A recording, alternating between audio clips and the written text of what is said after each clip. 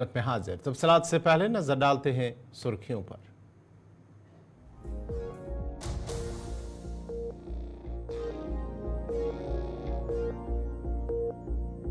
कुपवारा के लोलाब में search operation आज भी जारी। झड़प में अब तक एक फौजी जवान और एक मिलिटेंट हुआ हलाक। वादी में अगले 3 से 4 दिनों के दौरान शदीद गर्मी पड़ सकती है। लोगों को एहतियात बरतने की अपील। महकमे मौसमियात। कश्मीर में पहले सोलर रूफ टॉप की तनसीब के PDCL ने PM सूर्याघर के तहत स्कीम का किया आगाज। सालाना अमरनाथ यात्रा जारी। यात्रियों का एक और जत्था कश्मीर वारिद। बालताल और नुनवर बेस कैंपों से गुफा की तरफ यात्री दर्शन के लिए रवाना। कश्मीर रेल मंसूबा तकमील के करीब। इफ्तिताह जल्द किया जाएगा। मरकजी रेलवे वजीर।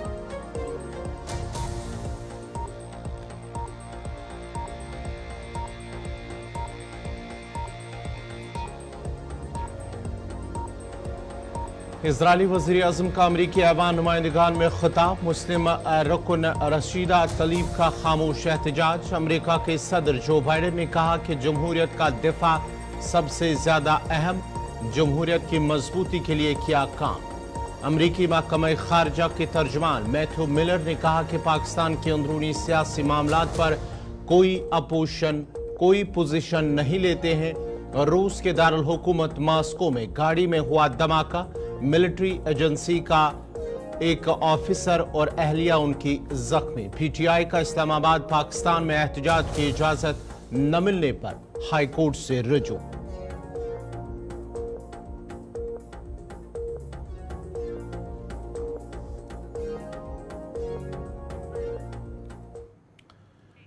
और अब पेश खबरों की तफसील। सबसे पहले खबर शुमाली कश्मीर के कुपवारा से, जहां पर आज भी ऑपरेशन जारी है। मिलिटेंट मुखालिफ ऑपरेशन आज दूसरे दिन भी जारी है।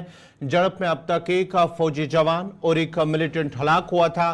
फौज और SOG का यह मुश्तरका ऑपरेशन है जो 2 रोज कबल ये शुरू हुआ था, जब मिलिटेंटों के बारे में जो लोलाब का तुर्खामन इलाका है, जहां पर पुलिस और फौज को एक मुसद्दिका इतला मिली थी इलाके में मिलिटेंटों की मौजूदगी की, जिसके बाद ही फौज और SOG ने मुश्तरका तौर पर एक ऑपरेशन चलाया था, सर्च ऑपरेशन। और सर्च ऑपरेशन उस वक्त ये झड़प में तब्दील हुआ जब मुश्तरका फोर्सेस की जो पार्टी थी उस मकाम पर पहुंची जहां पर उन मुश्तबे अफराद के बारे में इतला मिली थी, जिसके बाद ही उन मिलिटेंटों ने फोर्सेस की उस तलाशी पार्टी पर गोलियां चलाई, जिसके बाद ही दोनों तरफ से गोलियों का तबादला शुरू हुआ है। और कुछ वक्त तक गोलियों का तबादला जारी रहने के बाद फोर्सेस की जानिब से एक मिलिटेंट को हलाक किया गया है, जबकि इस गोलियों के तबादले में एक फौजी जवान जख्मी हुआ था, जो बाद में अस्पताल में जख्मों की ताब न लाते हुए दम तोड़ बैठा। ये लोलाब का तुर्खामन इलाका है, जहां पर ये ऊपरी इलाका है लोलाब का, जहां पर ये ऑपरेशन हुआ था। और ऑपरेशन में एक फौजी जवान, एक मिलिटेंट हलाक हुआ। आपको बताते चले कि इस वक्त भी इलाके में बड़े पैमाने पर सर्च ऑपरेशन जारी है और उसके साथ साथ ही जो हेलीकॉप्टर खदमात भी ली गई हैं वो भी इस इलाके में नजर रखे हुए हैं। उसके साथ साथ ही ड्रोन का भी इस्तेमाल किया जा रहा है और सिन्फाडॉक्स का भी इस्तेमाल किया जा रहा है इलाके के अंदर, क्योंकि माना जाता है कि मिलिटेंटों का एक ग्रुप इलाके में मौजूद है, जिसको लेकर ये ऑपरेशन चलाया गया था।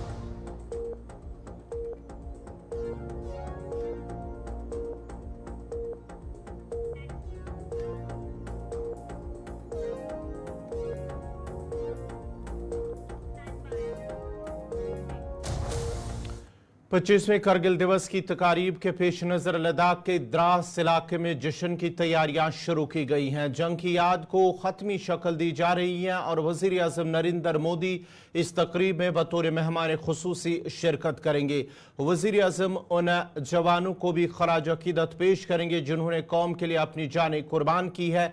एक आर्मी बैंड भी इस मौके पर परफॉर्म करेगा और हुब्बुल वतनी के गीत भी पेश करेगा। इसके बाद ही मकामी सकाफती फनकार पूरे जोश खरोश के साथ हिस्सा लेंगे और अपने रिवायती रक्स के जरिए हाजरीन को महसूस करेंगे। मौजूदा और साबिका आला फौजी अफसरान फूलों की चादर चढ़ाकर खराज अकीदत भी पेश करेंगे। आपको बताते चले कि करगिल विजय दिवस हर साल 26 जुलाई को करगिल जंग के हीरोज की बहादुरी को खराज तहसीन पेश करने के लिए मनाया जाता है। मजीद तफसीलात दे रहे हैं द्रास से मुजम्मिल जलील। ये भारत देश हमारा, ये शान हमारी है, हम फूल हैं इस गुलशन के, यही पहचान हमारी है। तो फिर एक बार बराह रास्त आप सभी लोगों के साथ गुलिस्तान लद्दाख के प्लेटफॉर्म से जुड़े हैं और आप सब जानते हैं कि कारगिल विजय दिवस जो है अब बहुत ही करीब है और कारगिल विजय दिवस इस बार बिल्कुल मुख्तलिफ तरीके से यहाँ पे देखने को मिल रहा है। ऐसे में कारगिल विजय दिवस के हवाले से बात करें तो हर साल कारगिल विजय दिवस को बड़े पैमाने पे मनाया जा रहा है, लेकिन इस बार 2024 में जो कारगिल विजय दिवस की सेलिब्रेशन होगी वो पिछले सालों से बिल्कुल ही मुख्तलिफ नजर आ रही है। ऐसे में हम बात करें अगर विजय दिवस के हवाले से तो तैयारियां जो है वो जोरों पे है और पिछले कई दिनों से लगातार कारगिल वॉर मेमोरियल को बेहतरीन तरीके से सजाया जा रहा है और ये तस्वीरें हैं जो इस वक्त कारगिल वॉर मेमोरियल के अंदर से फिर एक बार आप सभी लोगों को हम यहां से दिखाने की कोशिश कर रहे हैं। और कारगिल वॉर मेमोरियल के अंदर के हवाले से बात करें तो कारगिल वॉर मेमोरियल को एक बार फिर जो है बड़े पैमाने पे सजाया गया है। ऐसे में बड़ी बात हम सबसे पहले लद्दाख एडमिनिस्ट्रेशन के हवाले से बात करें तो पिछले कई दिनों से जो है लद्दाख एडमिनिस्ट्रेशन का बिलखुसूस कारगिल विजय दिवस की प्रिपरेशन में यहाँ पे जितने भी सारी चीज़ों की जो है यहाँ बेहतर तरीके से बनाने की ज़रूरत है उसके ऊपर काम किया जा रहा है। और खुद लेफ्टिनेंट गवर्नर लद्दाख जो है इस वक्त द्रास में हैं और देख रहे हैं कि आने वाले टाइम पे जो 26 को यहाँ पे सेलिब्रेशन होगी और यहाँ पे जो शहीद हैं उनके लिए जो श्रद्धांजलि जो है वो अर्पित की जाएगी, उसकी तैयारियां जो है बड़ी जोरों पे है और खुद लेफ्टिनेंट गवर्नर भी यहाँ पे आए हुए हैं। और इस साल सिल्वर जुबली है और इससे पहले लद्दाख के अंदर और बिलखुसूस कारगिल विजय दिवस को लेकर इससे पहले यहाँ पे कई तरह की एक्टिविटीज कराई गई। बिलखुसूस समर कार्निवल के नाम से भी कारगिल विजय दिवस जो सिल्वर जुबली है उसमें कई तरह के यहाँ पे स्पोर्ट्स एक्टिविटीज के हवाले से हम बात करें या फिर कल्चरल एक्टिविटीज के हवाले से बात करें तो इससे पहले इस तरह की एक्टिविटीज भी यहाँ पे देखने को मिली है। और उसके साथ साथ जो लमोचन व्यू पॉइंट है वहां पर भी इंडियन आर्मी की तरफ से कई तरह की एक्टिविटीज जो है वो कराई गई है और कारगिल विजय दिवस को इस बार बड़े पैमाने पे सेलिब्रेट किया जा रहा है। और बड़ी खबर फिलहाल हम देने जा रहे हैं कि खुद इंडिया के प्राइम मिनिस्टर श्री नरेंद्र मोदी जो है खुद यहाँ पे 26 को आ रहे हैं। फिलहाल तक के सोर्सेस के हिसाब से बड़ी खबर यही है कि 26 को प्राइम मिनिस्टर ऑफ इंडिया जो है खुद यहाँ पे आएंगे और खुद ही यहाँ पे जितने शहीद हैं उनके लिए श्रद्धांजलि जो है वो दे देंगे और जिसकी तैयारियां भी बड़े पैमाने पे फिलहाल देखने को मिल रही है। तो फिलहाल फिर एक बार कारगिल वॉर मेमोरियल द्रास से आप सभी लोगों के साथ जुड़े हैं और चारों ओर से अगर हम दिखाने की कोशिश करेंगे तो फिर एक बार कारगिल जो वॉर मेमोरी है उसे बहुत बेहतरीन तरीके से सजाया गया है।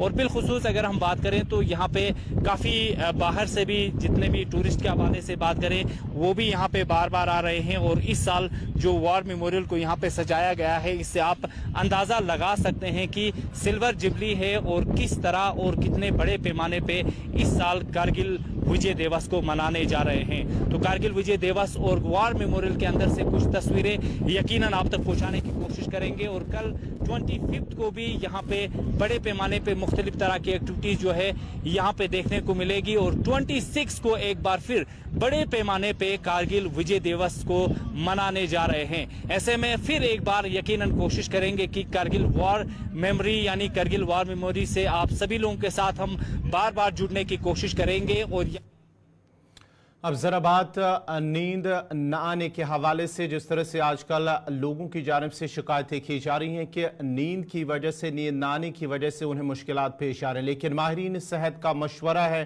कि लोगों को किसी भी काम के लिए डेडलाइन पूरा करने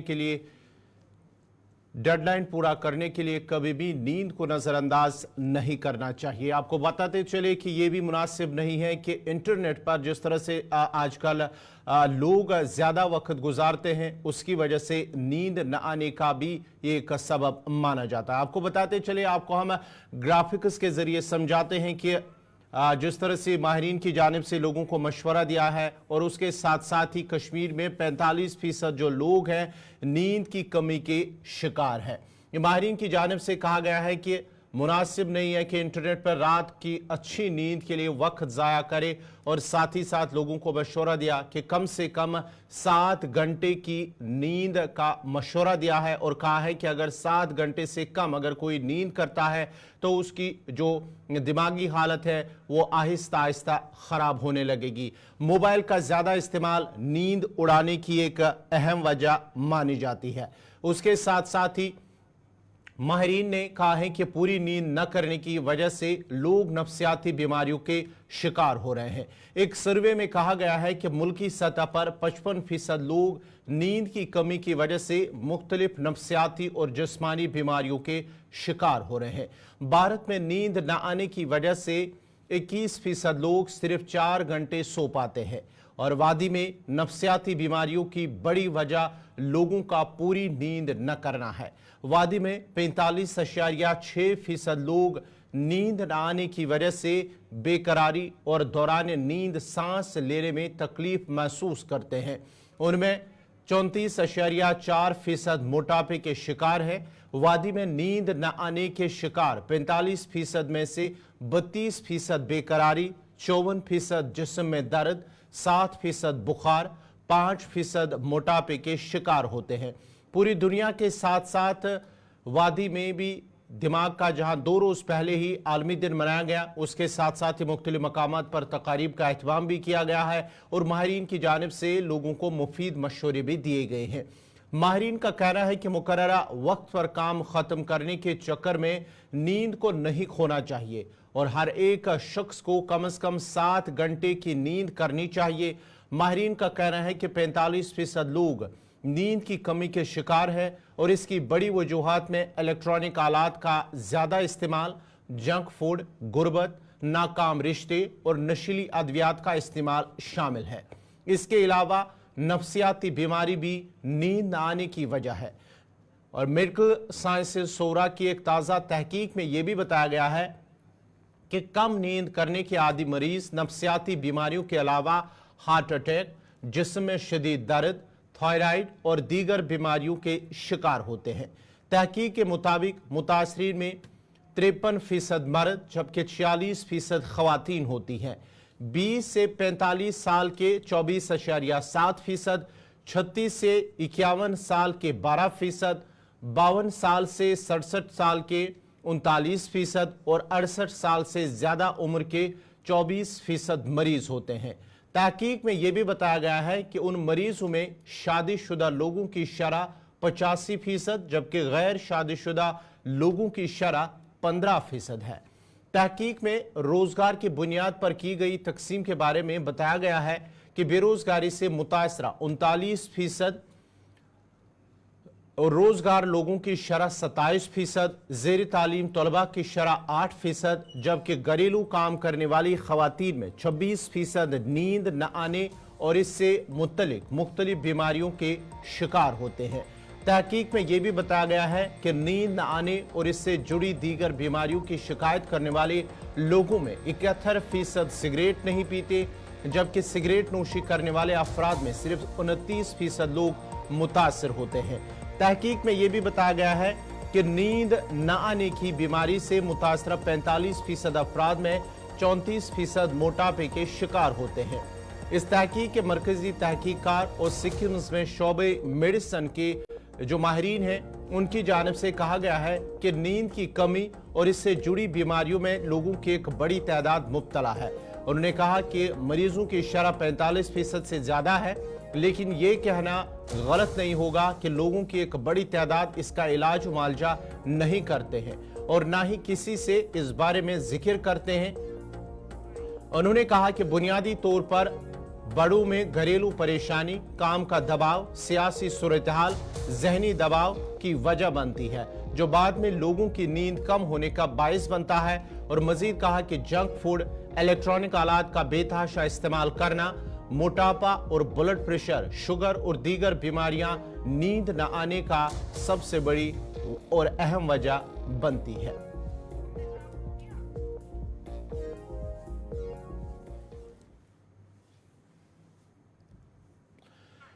सीआरपीएफ की 45वीं बटालियन की जानिब से गवर्नमेंट हाई स्कूल विजपुरा खाजन बांडीपुरा में एक मुफ्त मेडिकल कैंप का इनेकाद किया गया है, जिसमें तिबी माहिरीन की खदमात हासिल करते हुए आने वाले मकामी लोगों की तिबी जांच की गई है और बाद में उनमें अद्वियात भी तकसीम की गई हैं। आने वाले लोगों ने सीआरपीएफ की इस कोशिश को सराहते हुए उनका शुक्रिया अदा किया और उम्मीद जाहिर की है कि आने वाले दिनों में इस तरह के मजीद तिबी कैंप मुनक्किद होने चाहिए ताकि गरीब लोगों को फायदा मिल सके।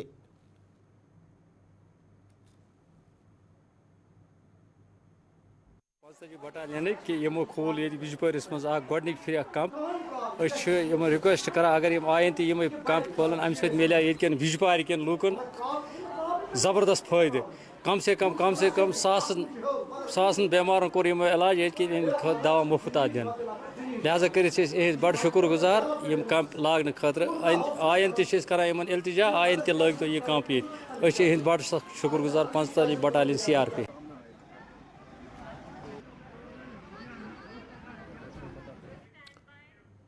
जम्मू कश्मीर में मंशियात के बढ़ते इस्तेमाल पर incharge drug de addiction centre इम्हान श्रीनगर डॉक्टर यासिर अख्तर ने गुलिस्तान न्यूज से बात करते हुए तशवीश का इजहार किया और कहा कि मंशियात का इस्तेमाल करने वालों की तादाद रोज़ बरोज़ उसमें इजाफा हो रहा है। ताहम ज़रूरत है कि समाज के हर शख्स को इसके रोकथाम के लिए अपनी जिम्मेदारी निभानी होगी।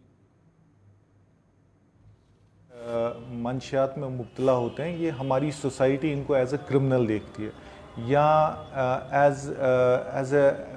ऐसे लोग ऐसे नज़रिए से देखते हैं कि ये लोग इन लोगों का जैसे कैरेक्टर कमज़ोर है, मॉरल वैल्यूज़ कमज़ोर हैं या रिलीजियस वैल्यूज़ कमज़ोर हैं। लेकिन एज ए डॉक्टर मैं ये कहूँगा कि ये जो मंशियात की प्रॉब्लम है ये एक बीमारी है, ये एक इलनेस है। चलो गलती से शुरू हो जाती है, पहले ये गलती से शुरू हो जाती है। गलती की वजह बहुत सारे हो सकते हैं, लाइक वो पेयर प्रेशर की वजह से फ्रेंड्स ने दिया या जस्ट फॉर एक्सपेरिमेंटेशन करते हैं ये, या जस्ट स्ट्रेस को दूर करने के लिए करते हैं ये। लेकिन ये जो गलती है ये आहिस्ता आहिस्ता एक बीमारी की शेप लेती है और बीमारी मतलब ये इनकी जो ये मंशियात हैं इनके दिमाग को हाईजैक करती हैं और फिर दिमाग इसके बगैर मंशियात के बगैर इनका काम नहीं करता, तो इनको फिर विड्रॉल्स फेस करने पड़ते हैं जिनको ये अपनी लैंग्वेज में तोड़ कहते हैं। तो कहने का मतलब ये है मेरा कि अगर मेडिकली देखें हम, ये एक इलनेस है, ये एक बीमारी है। हाँ, गलती से शुरू हो जाती है लेकिन ये इसको इलाज की ज़रूरत है, ना कि इस ऐसे पेशेंट को आप नीची नज़र से देखें या तंग नज़र से देखें या इसको एज ए क्रिमिनल देखें या इसको किसी जेल में भरें। इसको इलाज करवाना है आपने नज़दीकी किसी भी सेंटर पे जाना है या इवन हॉस्पिटल, आजकल डिस्ट्रिक्ट हॉस्पिटल्स में हर किसी डिस्ट्रिक्ट हॉस्पिटल में ATFs हैं, एडिक्शन ट्रीटमेंट फैसिलिटी, वहाँ ले जाना है जहाँ पे इनका मुफ्त में इलाज होता है, मुफ्त में दवाइयाँ मिलती हैं और ऐसी दवाइयाँ मिलती है जिनकी वजह जो बिल्कुल इनके तोड़ को कंट्रोल करती हैं, इनके विड्रॉल्स को कंट्रोल करती हैं, इनकी क्रेविंग को कंट्रोल करती है और वो दवाइयाँ खा के बिल्कुल इनको कोई प्रॉब्लम नहीं फेस करनी पड़ती है। और आप देखोगे हमारे पास जितने भी पेशेंट हैं लगभग 80 to 90% केसेस वो दवाइयाँ खा के बिल्कुल ये नशे से निकल पाते हैं। देखिए हाँ, डेफिनेटली थोड़ा नंबर्स तो इंक्रीज़ हो रहे हैं लेकिन एक वो सिल्वर लाइनिंग है, उसमें एक सिल्वर लाइनिंग ये है कि बहुत सारे पेशेंट्स आपको ये बोल रहे हैं, अगर हम पूछते हैं उनको क्यों आप यहाँ पे इलाज करने आए हो, तो वो आपको कहेंगे डॉक्टर साहब मुझे आजकल इस मंशियात की मतलब ये मुझे नहीं इजीली मिल रहा है, मुझे ये इसकी शॉर्टेज है आजकल। तो वो शॉर्टेज तभी है जबकि एडमिनिस्ट्रेशन और जो पुलिस है उन्होंने बहुत कंट्रोल लाया इस पे, उसकी ट्रैफिकिंग पे, इलिसिट ट्रैफिकिंग पे। तो एक जो नंबर जो इंक्रीज़ हो रहे हैं वो एक माना जाए तो एक सिल्वर लाइनिंग है। तो इसको मैं जो ये नंबर इंक्रीज़ होना ये एक मैं अच्छी बात भी एक हिसाब से मैं समझता हूँ। लेकिन ये है कि हाँ, हमें सिर्फ एडमिनिस्ट्रेशन या पुलिस पे नहीं रखना है, as a society collective measures लेने हैं हमें एज एन रेस्पॉन्सिबल सिटीज़न जिसको हम कहते हैं, हर कोई सिटीज़न की रिस्पॉन्सिबिलिटी है ये कि इस चीज़ के बारे में एक तो बात करे, एक तो अपने घर पे जो अपने बच्चों पे नज़र रखे, विजिलेंट रहे और उनसे बात करें regarding ill effects of drug abuse क्या हो सकते हैं, इसके क्या प्रॉब्लम्स और नताइज हो सकते हैं। और एक कलेक्टिव मेजर भी लें कि अपनी सोसाइटी में आगे पीछे नज़र रखें कि कहीं इस चीज़ की खरीद फरोख्त तो नहीं हो रही। अगर ऐसी चीज़ खरीद फरोख्त हो रही है, ये नहीं समझना है कि मैं क्यों इस दलदल में जाऊं, मैं क्यों अपने आप को आगे लाऊं। ये आपने उसी टाइम अपने जो नियर बाई पुलिस स्टेशन हैं या बहुत सारे हेल्पलाइन नंबर्स हैं जहां पे आप रिपोर्ट कर सकते हो इसके बारे में, इस मंशियात की ट्रैफिकिंग के बारे में, पेडलिंग के बारे में। तो ये समझना है कि ये कल को ये प्रॉब्लम आपका बच्चा भी फेस कर सकता है। अगर आपकी सोसाइटी में है, आपकी इसमें मोहल्ले में है, तो आपको इमीडिएटली एज एन इंडिविजुअल और एज ए जो वहाँ पे कलेक्टिव मेजर्स लेने हैं कि इसकी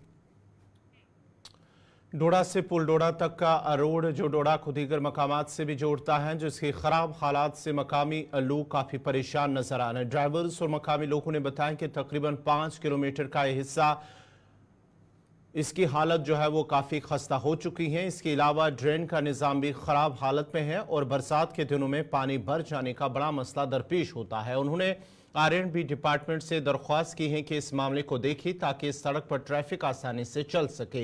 इधर executive engineer PWD Manoj Gupta ने गुलिस्तान न्यूज़ नुमाइंदा वसीम गुत्तू से बात करते हुए यकीन दिलाया कि जल्द ही इस हिस्से की मरम्मत की जाएगी और ड्रेनेज सिस्टम को भी बेहतर बनाया जाएगा।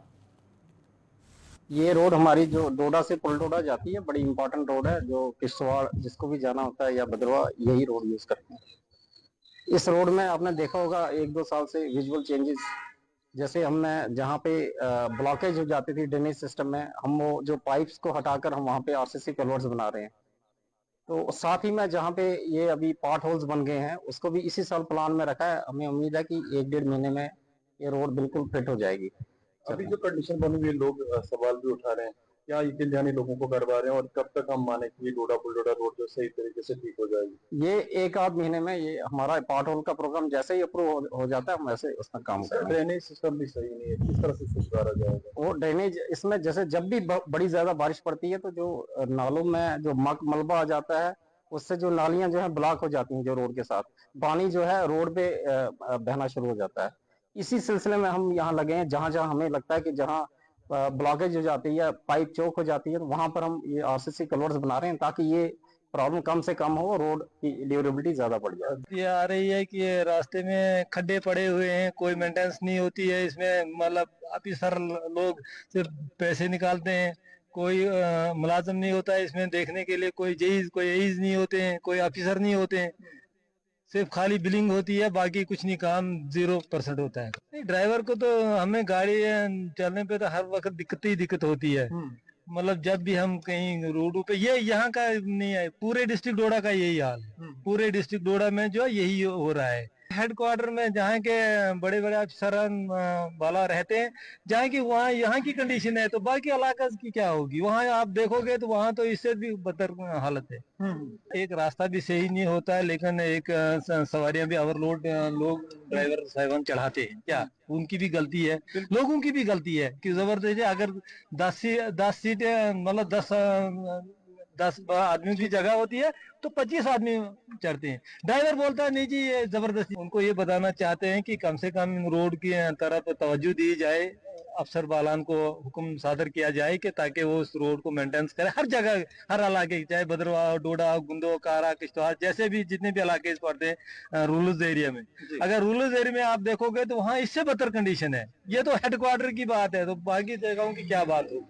वहाँ अगर सही आप देखोगे ना क्या हालात है इन रोडों, तो कम से कम थोड़ा सा अफसर बालान को भी देखना चाहिए। लेकिन हमारे डिस्ट्रिक्ट हेडक्वार्टर की रोड सभी जरूरी है, चाहे लिंक रोड है, बर्थ रोड है, डोडा देसा रोड है, हर रोड इस डिस्ट्रिक्ट हेडक्वार्टर के लिए जरूरी है क्योंकि ये मेन लिंक होती है। और लिंक रोड सबसे बड़ा लिंक है जहाँ से किश्तवाड़ की गाड़ियाँ, भद्रवा की गाड़ियाँ, हर जगह की गाड़ी इस पर होती है, आती है डिस्ट्रिक्ट हेडक्वार्टर पर।